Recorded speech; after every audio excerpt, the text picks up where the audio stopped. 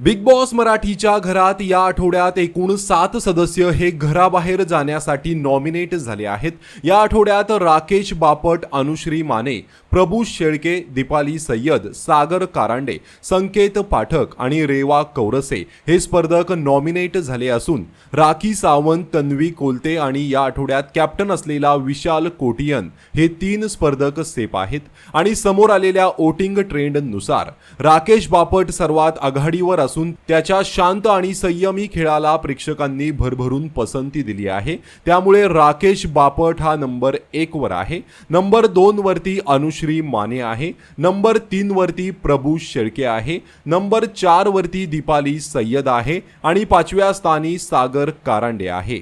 तर नंबर 6 वरती danger zone मध्ये संकेत पाठक आहे आणि नंबर 7 वरती रेवा कौरसे आहे। त्यामुळे या आठवड्यात संकेत पाठक आणि रेवा कौरसे हे दोघे डेंजर झोन मध्ये आहेत आणि या दोघांपैकीच एकाचा पत्ता या आठवड्यात कट होणार आहे।